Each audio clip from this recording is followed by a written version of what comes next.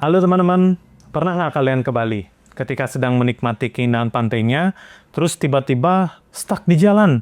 Gara-gara apa? Gara-gara macet. Kalau pernah, berarti kalian nggak sendirian nih.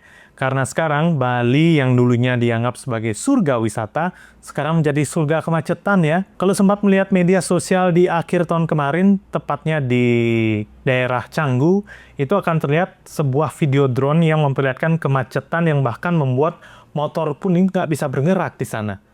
Beberapa orang mungkin merasa kesal ya, semenjak kapan Bali ini menjadi semacet ini? Seingat saya 10 tahun yang lalu udah macet juga sih ya. Tepatnya di jalur Bali Selatan.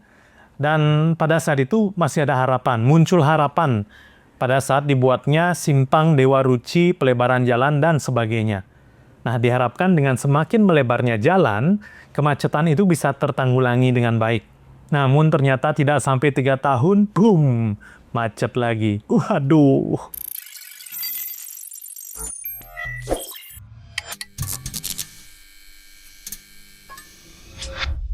Dan kalau kita lihat, sekarang faktor utama kemacetannya bukan si Komo.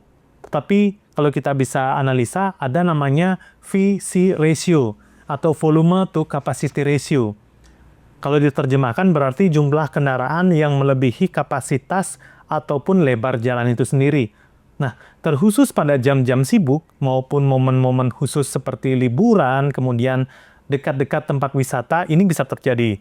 Dan untuk di Bali, kemacetan itu sudah hampir dirasakan pada beberapa titik, seperti di area Badung Selatan, kemudian ada juga di area Denpasar ya, maupun jalur-jalur penghubung seperti bypass Ida Bagus Mantre yang mengakomodir Kabupaten Gianyar, Klungkung, dan Karangasem yang akan menuju Denpasar pada jam-jam sibuk biasanya. Nah, kalau kita lihat, penumpukan ini bisa ada di daerah sekitar kawasan Patung Titibanda, sekitar pagi hari maupun malam hari, atau pada saat pulang kerja. Nah, kenaikan volume kendaraan itu terjadi karena diberikannya akses dari Pemprov untuk mendongkrak pendapatan asli daerah Provinsi Bali untuk kepemilikan kendaraan pribadi hingga 75% loh. Nah, bahkan 9 September 2024 kemarin telah menyentuh angka sebanyak 79%. Semester pertama telah mengantongi 3,1 triliun rupiah. Wow, banyak ya. Nah, balik lagi nih ke masalah kemacetan. Jika dulu sudah ada pelebaran jalan, ternyata masih tetap macet. Kemudian berpikir mengurangi jumlah kendaraan pribadi, nanti PAD-nya malah turun nih. Kasihan nanti pemerintahan kita. Apa enggak ada solusi lain? Nah, tentunya ada nih. Solusi terbaik menggunakan namanya transportasi umum. Yang teranyar, Bali sekarang sudah memiliki namanya moda transportasi bus Transmetro Dewata, yang biasanya bus warna merah itu. Nah, dulu ada nih namanya Sarbagita, tapi semenjak adanya transisi pemerintahan, ya berubah juga nih kebijakannya. Ya begitulah, sudah biasa loh ada di Bali seperti itu. Jadi Transmetro Dewata atau TMD itu adalah bus rapid transit yang mulai beroperasi di Bali pada tahun 2020 dengan 105 bus dan juga 6 rute utama. Bus ini melayani sekitar 5.000 penumpang setiap harinya. Dari wisatawan, ada juga mahasiswa, sampai ibu-ibu yang mau ke pasar. Nah, tapi sayangnya per 1 Januari 2025 ini, bus ini berhenti beroperasi. Kenapa? Karena subsidi untuk bus Transmetro Dewata tidak lagi dialokasikan pada anggaran pendapatan dan belanja negara atau APBN 2025. Selama ini layanan bus tersebut beroperasi karena disubsidi oleh Kementerian Perhubungan atau Kemenhub ya. Nah, hal ini akhirnya mencuat semenjak Desember 2024, beritanya maksudnya ya, lewat media sosial bahwa pemerintah Provinsi Bali agak kesulitan nih untuk menerima handover pengelolaan bus ini terkait biaya operasional yang cukup tinggi, yang bisa mencapai kira-kira 80 miliar per tahunnya. Bagi saya pribadi ini sebenarnya sangat disayangkan loh. Padahal kalau berbicara masalah dana, Bali itu memiliki devisa dari pariwisata yang lumayan banyak. Di tahun 2023 saja, pendapatan domestik bruto atau PDB Bali itu mencapai 275 triliun dan 70%-nya dari pariwisata. Kalau dihitung kasar, kira-kira sekitar 192,5 triliun dari sektor pariwisata aja. Selain itu, di tanggal 14 Februari 2024 kemarin, Bali juga menerapkan pemungutan retribusi kepada setiap wisatawan yang datang ke Bali sebesar Rp150.000 per kepala. Tahun 2024 aja, Bali itu mendapatkan 314 miliar. Dan ini termasuk kecil, karena katanya baru sekitar 30-40% saja wisatawan yang membayar semenjak peraturan ini dicanangkan. Dana ini sekarang katanya sudah masuk di APBD. Dana-dana sebesar ini rasanya kan sangat bisa ya digunakan untuk operasional bus ya, menurut saya ya. Mungkin menurut yang lain berbeda lagi.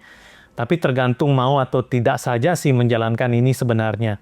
Atau mungkin ada rencana lain atau rencana yang lebih strategis yang bisa menguntungkan para pejabat di atas sana dengan menggunakan dana-dana ini pastinya.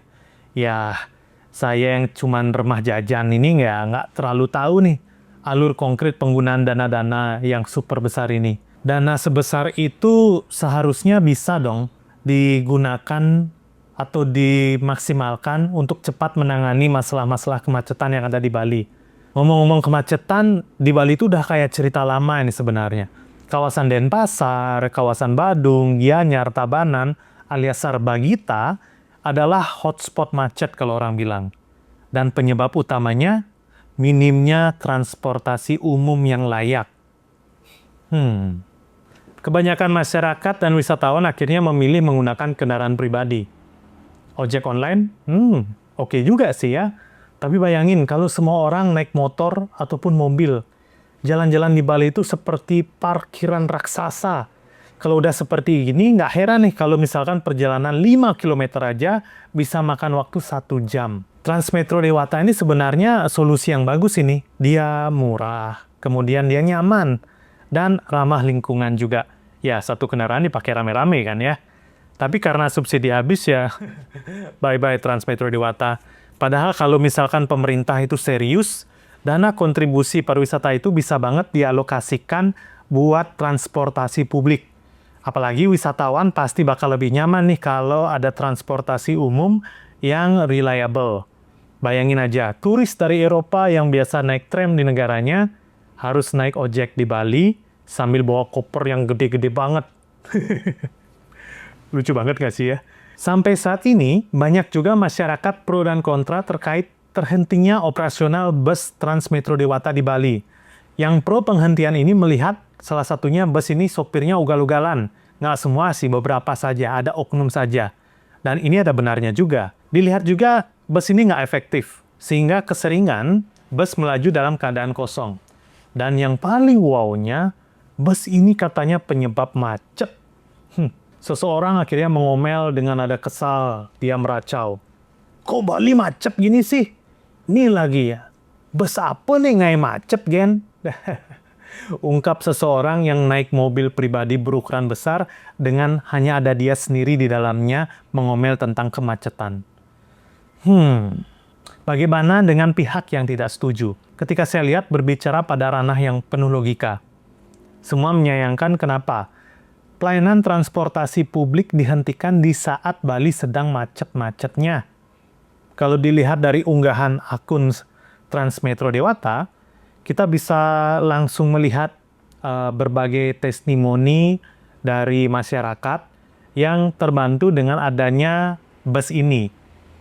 Dengan harga Rp4.400, seorang pelajar dan mahasiswa itu bisa menempuh perjalanan yang cukup jauh dari rumahnya dengan nyaman menuju sekolah dan kampusnya. Ada juga seorang pedagang yang mampu menembus beberapa kabupaten untuk berdagang dan memastikan dirinya aman, baik dalam kondisi pulang pergi dalam satu hari itu. Sebuah kisah juga ketika saya ingat, saya lihat langsung ya di sosial media itu, bagaimana bus ini bisa membantu tugas seorang ayah yang mengalami kecelakaan dan tidak bisa naik motor, mobil dengan sempurna. Hingga beberapa saat dia menaiki bus ini untuk tetap bisa bekerja dan menafkahi keluarganya. Bus ini juga menjadi moda transportasi yang ramah anak bagi yang ingin berlibur, misalkan ke area Ubud maupun ke arah Kuta dan sebagainya, tanpa khawatir dirundung oleh kemacetan Bali. Walau kadang-kadang bus ini berada di tengah-tengah banyaknya mobil dan motor yang ada di Bali ya. Dan bagi saya, bus Transmetro Dewata sudah menjadi bagian dari beberapa perjalanan saya, hingga dulu saya sempat buat videonya di sini. Nah, kalau Anda bagaimana? Setuju atau tidak operasional bus ini dihentikan? Kalau saya pribadi sih nggak setuju ya. Saya akan tetap menyuarakan keresahan saya tentang carut-marutnya kemacetan yang ada di Bali, dan salah satu solusinya adalah penggunaan transportasi umum. Memang sih masih banyak yang perlu diperbaiki dari keberadaan bus Transmetro Dewata ini.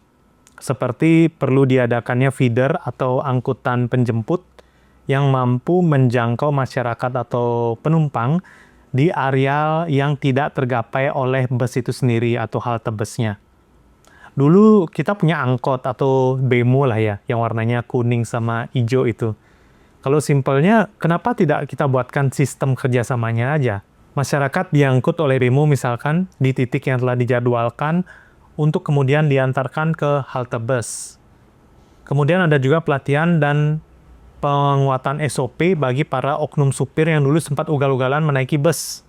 Dan ini perlu dilakukan.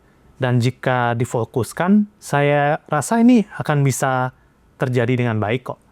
Serta beberapa hal lain yang menurut alasan dan pandangan masyarakat lainnya terkait pentingnya Transmetro Dewata ini berlanjut. Silakanlah bagi Anda yang ingin ikut berkontribusi, bisa menandatangani laman change.org di kolom deskripsi di bawah. Dan di kolom deskripsi itu juga Anda akan menemukan semua informasi terkait yang muncul dalam pembahasan kali ini. Mari kita coba berpikir secara logis dan berikan suara kita, dan semoga operasional Transmetro Dewata itu bisa berlanjut kembali ya, dengan sekian banyaknya resource dana yang kita miliki di Bali. Saya rasa itu memungkinkan. Dan terima kasih untuk kebersamaannya. Saya Bligong Yuda, dan inilah sesi tukar pikiran.